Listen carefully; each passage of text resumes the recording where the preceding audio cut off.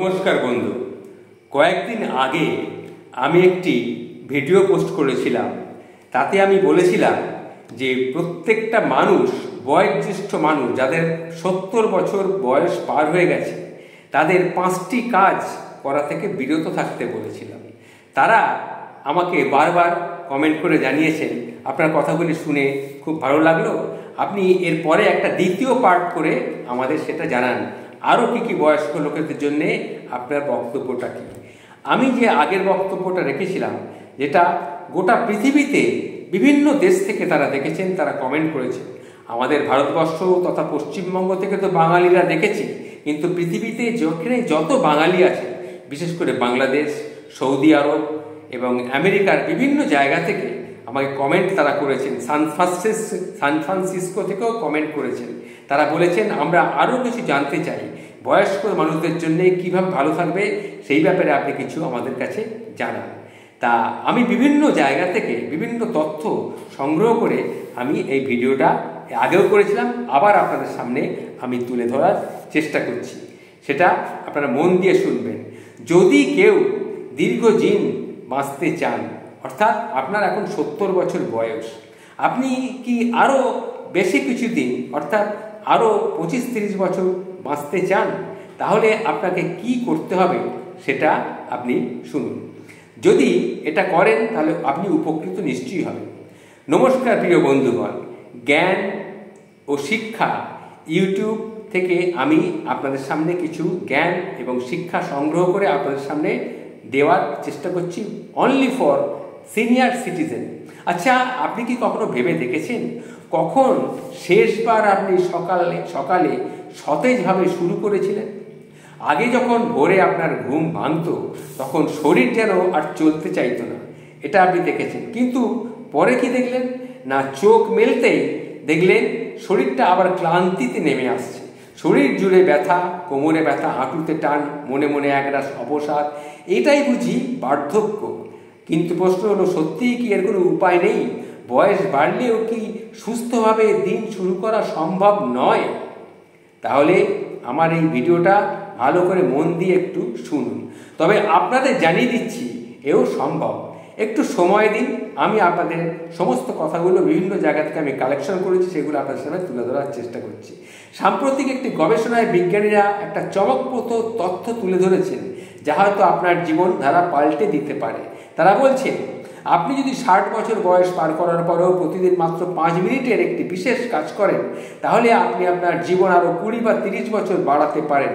শুধু বাঁচার বছর নয় বন্ধু, এমন জীবন যা আপনি নিজের পায়ে হাঁটতে পারবেন, নিজের হাতে কাজ করতে পারবেন, নিজের চোখে জীবনকে উপভোগ করতে পারবেন নতুনভাবে। সবথেকে বড় কথা এই যে অভ্যাসগুলো যেটা করতে হবে, কোনো টাকা পয়সা লাগবে না, ওষুধের প্রয়োজন নেই, না কোনো কঠিন শরীরচর্চা বা জটিল নিয়মের কোনো প্রয়োজন নেই। শুধু আপনি এই ভিডিওর প্রতিটি পয়েন্ট শেষ পর্যন্ত দেখে নিন, শুনে নিন, সঠিকভাবে নিজের দৈনন্দিন জীবনে কেউ কাজে লাগান, তবেই ইতিবাচক পরিবর্তনটা আপনি কিন্তু ঠিক দেখতে পাবেনই পাবেন। তাছাড়া বন্ধুগণ, এই ভিডিওটির শেষে আমি সকালবেলা জলের সঙ্গে এমন কিছু মিশিয়ে খাওয়ার কথা বলবো, যেগুলি খেলে বৃদ্ধ বয়সে আপনার গ্যাস হজমের সমস্যা দূর হয়ে যাবে। তাহলে চলুন আজকের এই মহামূল্যবান ভিডিওটি শুরু করা যাক। তবে তার আগে আপনার বর্তমান বয়স এবং ভিডিওটি কোন জায়গা থেকে দেখছেন সেটা কিন্তু অতি অবশ্যই আমাদের কাছে কমেন্ট করে জানাবেন, এবং আপনাদের জেনে রাখবেন আপনাদের প্রতিটি মন্তব্য আমাকে আরও অনুপ্রাণিত করবে। প্রথম অভ্যাস, সকালে ঘুম ভাঙার ঠিক পরপরই আপনি কি করেন, সেটাই আপনাকে সেই দৃশ্যটা চোখের সামনে ভেসে উঠছে। চোখ খোলার সঙ্গে সঙ্গেই ফোনের দিকে আপনি হাতটা বাড়িয়ে দেন। কেউ তাড়াহুড়ো করে উঠে পড়েন, কেউ বিছানায় গড়িয়ে আবার নিঃশ্বাস ফেলেন। এই একঘেয়েমি সকাল, শরীর ভারী লাগে, মনে এইরকম একটা শূন্যতা। অথচ আমরা কখনো ভেবে দেখি না যে এই অভ্যাসগুলোই আমাদের দিনটাকে আরও নেতিবাচকভাবে শুরু করিয়ে দিচ্ছে। কিন্তু ধরুন, যদি বলা যায় এই একঘেয়েমি থেকে বেরিয়ে আসার রাস্তা আছে, যদি বলা হয় মাত্র 5 মিনিটের একটি সহজ কাজ আপনার শরীর এবং মনকে সাড়া দিতে শেখাবে, যেন বয়স বাড়লেও প্রাণশক্তি থেকে যায় আগের মতোই। অবিশ্বাস্য হলেও এটি কিন্তু কল্পনা নয়, এটি আজকের বিজ্ঞানের ভাষায় প্রমাণিত সত্য। তাহলে শুনুন, এই অভ্যাসটি খুব কঠিন কিছু নয়, কোনো ব্যায়াম বা কোনো ওষুধ নয়, শুধু গভীরভাবে শ্বাস নেওয়া। কিন্তু এমনভাবে নিতে হবে যেন প্রতিটি নিঃশ্বাসে আপনি নিজের সাথে যুক্ত হচ্ছেন। সকালে ঘুম থেকে জেগে ওঠার পর শরীর ও মন একটা বিশেষ অবস্থায় থাকে, আধো ঘুম আধো জাগা অবস্থায় থাকে। সেই সীমারেখায় আমরা সবচেয়ে বেশি সংবেদনশীল থাকি। এই সময় যদি আপনি নিজের ওপর একটু মন দেন, চোখ বন্ধ করে ধীরে ধীরে শ্বাস নেন এবং ছাড়েন, তাহলে আপনার ফুসফুসে শুধু অক্সিজেনই ঢুকবে না, সঙ্গে সঙ্গে ঢুকবে একটা প্রশান্তি, ধৈর্য আর গভীর একটা স্থিরতা। এই 5 মিনিটেই আপনি নিজেকে একবার প্রশ্ন করতে পারেন, আপনি কেমন আছেন? বা আপনি নিজেকে বলেন, আমি কেমন আছি? আমার শরীর কিছু বলতে চাইছে? এমন একটা সংলাপ যা আপনার জীবনটাকে বদলে দিতে পারে। কারণ আপনার পুরো জীবনটাই কেটেছে অন্যদের জন্যে, পরিবার, সন্তান, কাজ, এই সব কিছুর মাঝে আপনি নিজের অস্তিত্বটাই ভুলে গিয়েছিলেন। অথচ এই 5 মিনিট সেই সময় যেখানে আপনি কারো জন্য নয়, শুধু নিজের জন্যে আপনি থামতে পারেন। এই কথাগুলো শুধু বলা নয়, এটা বাস্তবেও প্রমাণিত। একজন বয়স্ক মানুষ, সে অবসরের পর ধীরে ধীরে তার দিনগুলো নিস্তেজ হয়ে যাচ্ছিল, উঠে দাঁড়াতে তার কষ্ট হচ্ছিল, মাথা তার ভার ভার লাগছিল, মুড খারাপ, রাতে ঘুম কমে যাচ্ছিল। ডাক্তার দেখিয়ে অনেক ওষুধ খেয়ে কিছুই তার পরিবর্তন আসেনি। তখন তিনি কি করেছিলেন সেটা শুনুন। একদিন তার মেয়ে তাকে বলল যে ঘুম থেকে উঠে সকালে 5 মিনিট নিজের মতো করে একটু জোরে জোরে শ্বাস নাও, এমন কিছু করো যাতে করে তোমার শরীরটা দেখবে আরো চাঙা হবে, শুধু নিঃশ্বাসে মন দাও। প্রথমে তিনি হেসে উড়িয়ে দিয়েছিলেন, পরে দেখা গেল না, এটা করার পর তিনি খুবই উপকৃত হচ্ছেন। মাঝে মাঝে মনে হয় শরীরটা আবার আমাকে নিয়ে এত কথা বলছি, কিন্তু আজ 3 মাস এই অভ্যাসটা করার পর এখন তার হাঁটতে আর কষ্ট হচ্ছে না, রাতে ঘুম ভালো হচ্ছে। সব থেকে বড় কথা, তিনি আবার সকালটাকে নিজের মতো করে ভালোবাসতে শুরু করেছেন। তাই বলছি বন্ধুরা, এই অভ্যাসে কোনো জাদু নয়, কোনো বাহুবলের প্রয়োজন নেই, কোনো থেরাপি নয়। এটা হলো একটা আত্মসংযোগ। শ্বাস নিন, অনুভব করুন যে আপনি বেঁচে আছেন। শ্বাস ছাড়ুন, ছেড়ে দিন যা কিছু অপ্রয়োজনীয়, ক্লান্তি, দুশ্চিন্তা, অপরাধ, এগুলো ছেড়ে দিন। দিনে মাত্র 5 মিনিট, কিন্তু এই 5 মিনিটে তৈরি হতে পারে আপনার সুস্থ ভবিষ্যতের একটা ভিত। দ্বিতীয় অভ্যাস, শরীরকে জাগিয়ে দিন স্নেহ ভরে, তাড়াহুড়ো করে নয়। বন্ধুরা, আমরা অনেকেই সকালে ঘুম থেকে উঠেই হঠাৎ বিছনা ছেড়ে আমরা তাড়াতাড়ি নিয়ে পড়ে দাঁড়িয়ে পড়ি। কেউ সঙ্গে সঙ্গে আমরা হাঁটতে শুরু করি, কেউ আবার তাড়াহুড়ো করে কোনো কাজে লেগে পড়ি। কিন্তু ব্যাপারটা ঠিক এরকম করলে হবে না। একটা ব্যাপার আমরা ভুলে যাই, ঘুম মানে হলো শরীরের সমস্ত পেশি, জয়েন্ট, রক্তপ্রবাহ একটানা কয়েক ঘন্টা ধরে নিষ্ক্রিয় হয়েছিল। এই অবস্থায় হঠাৎ উঠে দাঁড়ানো, বাথরুমে দৌড়ানো বা নিচু হয়ে কোনো কিছু ভারী তোলা, এগুলো আমাদের হাড় এবং স্নায়ুর ওপরে মারাত্মক একটা চাপ ফেলে। তাই দিনের শুরুটা হওয়া উচিত আরামদায়ক, ধীরে ধীরে, একটা শিশুর মতো, যার ঘুম ভাঙানোর সময় আমরা বলি ধীরে ধীরে, আলতো করে। সকালে ঘুম ভাঙতেই সোজা হয়ে দাঁড়ানোর বদলে একবার বিছানায় এপাশ ওপাশ করে নিন, চোখ দুটো বন্ধ করে নিঃশব্দে থাকুন। তারপর ধীরে ধীরে কাঁধগুলোকে একটু নাড়ান, একটু ঘোরান, ঘাড়টাকে একবার এদিক একবার ওদিক, ডাইনে বাঁয়ে হালকাভাবে ঘোরান।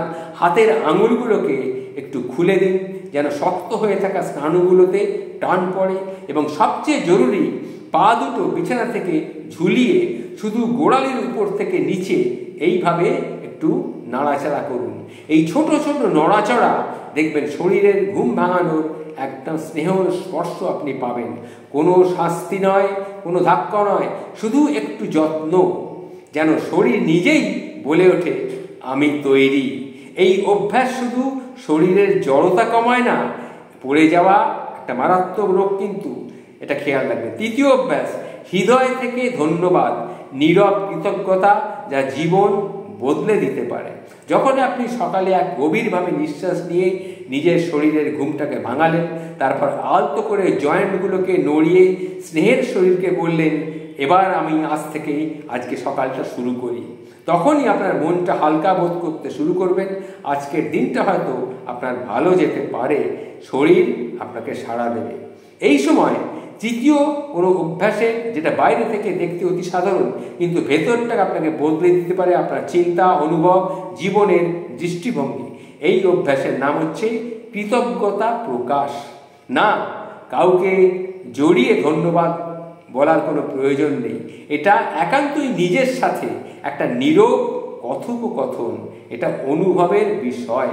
প্রতিদিন সকালে চোখ বন্ধ করে বলুন, আমি কৃতজ্ঞ যে আমি আবার সূর্যোদয় দেখছি আজকে। আমি কৃতজ্ঞ যে আমার পা দুখানা এখনো হাঁটছে। আমি কৃতজ্ঞ যে আমার ছেলেমেয়েরা আমার খোঁজ নেয়, এমনকি দূরে থাকলেও আমার খোঁজ নেয়। এই কথাগুলো উচ্চারণ করার সময় হয়তো আপনি ভাববেন এতেই বা কী হবে, কিন্তু আসল পরিবর্তন তখনই শুরু হয় যখন আমরা মনের মধ্যে অভাবের হিসেব বন্ধ করে কৃতজ্ঞতার তালিকা শুরু করি। এটা একটা কোনো ধর্মীয় প্রার্থনা নয়, এটা নিজের মস্তিষ্ককে ধীরে ধীরে প্রশান্ত করা। গবেষণা বলছে যারা প্রতিদিন শুধু 3টি জিনিসের জন্য কৃতজ্ঞতা প্রকাশ করে তাদের মধ্যে উদ্বেগ, বিষণ্ণতা, একাকিত্ব অনেক কমে যায়, ঘুম ভালো হয়, মেজাজ স্থিতিশীল থাকে, এমনকি হৃদরোগের সম্ভাবনাও অনেক কমে যায়। আমার পরিচিত এমন অনেক মানুষকে আমি দেখেছি তাদের স্ত্রী নেই, পুরুষ মানুষ, তাদের হয়তো বয়স 70-75 পার হয়ে গেছে, ছেলে মেয়ে অনেক দূরে থাকেন। প্রতিদিন সকালে বিছানা থেকে উঠে তিনি 3টি জিনিসের প্রতি কৃতজ্ঞতা প্রকাশ করেন। কি বলেন? না, আমি আজ সকালে কি করব? হেসে বলি, ভাবি আমি নিজের হাতে আমি চা বানাতে পারছি, গাছের পাতাগুলো দুলছে আমি দেখতে পাচ্ছি, আমার ভালো লাগছে, নাতি নাতনিদের পাঠানো ছবিটা আমার ফোনে এসেছে, সেটাও যথেষ্ট ভালো লাগছে। এই ছোট ছোট অভ্যাসগুলো জীবনের কিন্তু খুব বড় একটা শান্তি। যা নেই সেটা নিয়ে ভাবলে মন কাঁদে, আর যা আছে সেটা নিয়ে ভাবলে মনটা হেসে ওঠে।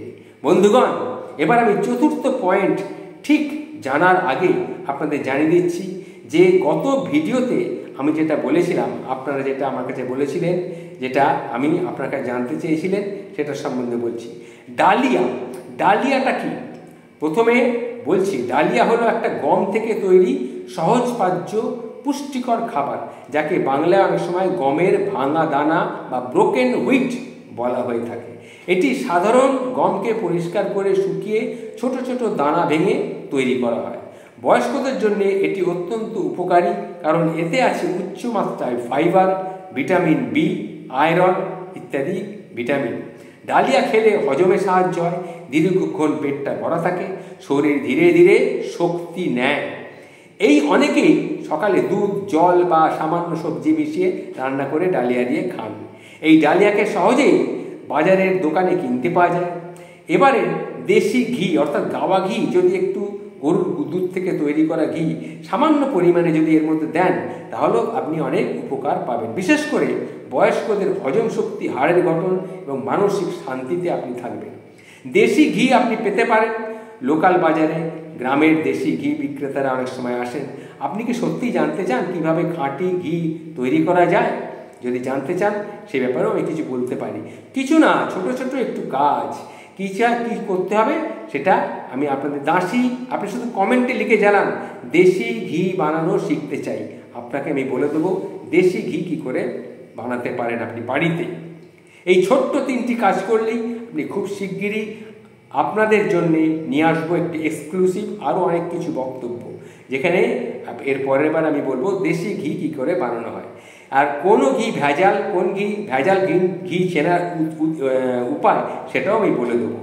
বন্ধুরা, আপনাদের এবার এই যে ভিডিওটা দেখছেন বা শুনছেন, আপনাদের যদি লাইক করবেন, আমাকে সাবস্ক্রাইব যদি করেন, কারণ গোটা পৃথিবীর থেকে আমার কাছে বহু সাবস্ক্রাইবার আছে, প্রায় 50,000-এর মতো সাবস্ক্রাইবার আমাকে সাবস্ক্রাইব করেছে। তারা আমার কাছে কমেন্ট করে, তাদেরকে আমি গোটা পৃথিবীতেও বাঙালি ছড়িয়ে আছে, আমি বাংলায় বলি, তাদের কাছে আমি পৌঁছে যাই। তাই এখন থেকে আপনারা চাইলে কমেন্ট করা শুরু করে দিতে পারেন। আমি আপনাদের ভালোবাসা দেখে আরও উদ্যম নিয়ে কাজ করতে পারব। এবার আসি 4র্থ অভ্যাস, দিনের জন্য একটি ছোট্ট উদ্দেশ্য স্থির করা, যেন সকালটা শুধু চলে যায় না, দিশাও পাই। একটা উদ্দেশ্য নিয়ে সকালে ঘুমটাকে ভাঙুন। বন্ধুরা, আমাদের বয়স, আমরা এগিয়ে যাচ্ছি, জীবনের দায়িত্বগুলো তত আমাদের কমে আসছে। আগে অফিস ছিল, ছেলে মেয়েদের পড়াশোনা ছিল, সংসার চালানো ছিল, কিন্তু এখন অনেকেই বলেন আমার এখন আর তো কিছুই করার নেই। কিন্তু এটাই অনেক কাজ করার সময় নিঃসঙ্গ এবং অনুপ্রেরণাহীন করে তোলে। সত্যিই কি তাই?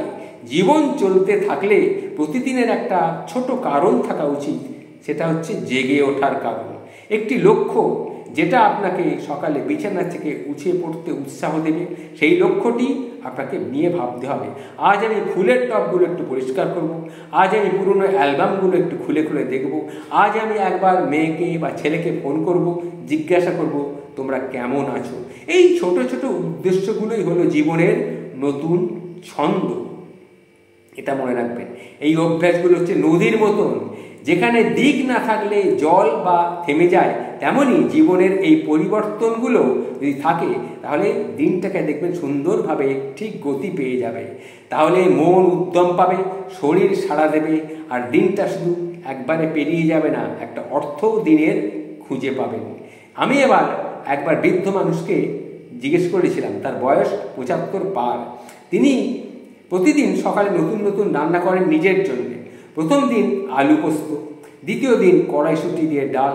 এক সপ্তাহ পরে বললেন, জানিস আমি যেন আবার নিজের ভেতরে একটা প্রাণ খুঁজে পাচ্ছি।